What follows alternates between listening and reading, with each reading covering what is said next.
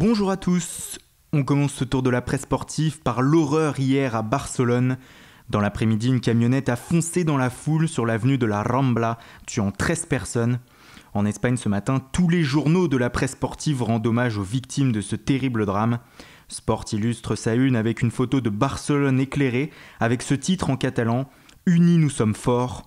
Les Sportiu a décidé de couvrir sa première page de noir contre l'horreur. Et dans ces moments-là, nous voyons aussi que le sport et le football restent un jeu et que des choses beaucoup plus importantes existent. Pour preuve, la solidarité des journaux pro-madrilènes ce matin comme Marca.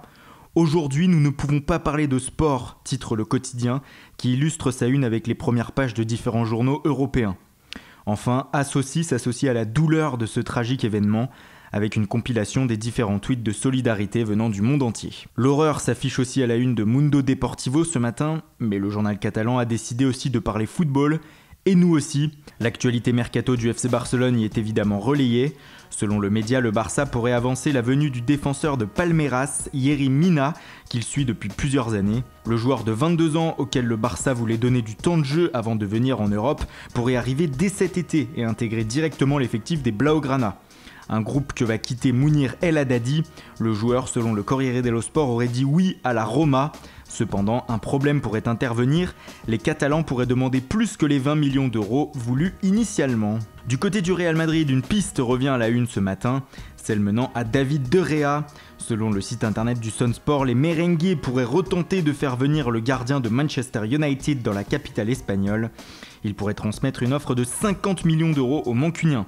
Le média anglais précise aussi que Zinedine Zidane aurait abandonné l'idée de recruter Kylian Mbappé. En Angleterre, on parle de l'autre club de Manchester, à savoir City. Comme vous le savez, les Citizens sont sur la piste du défenseur de West Bromwich Albion, Jonny Evans. Le Mirror Sport nous apprend ce matin que les dirigeants mancuniens seraient prêts à débourser 24 millions d'euros pour le recruter. À Chelsea, c'est un départ qui fait la une, celui de Diego Costa bien entendu. Hier, l'attaquant espagnol a indiqué qu'il ne porterait plus les couleurs des Blues et qu'il voulait rejoindre l'Atlético Madrid.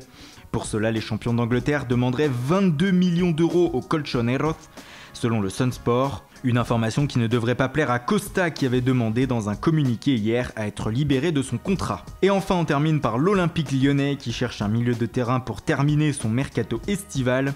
Les Gones sont sur la piste de Pape Cheikh Diop, le joueur du Celta Vigo. Mais si ce dossier n'arrive pas à son terme, les Lyonnais auraient un plan B. Selon le site internet du Daily Star, l'OL courtiserait aussi Didier Ndong qui évolue actuellement à Sunderland en Championship.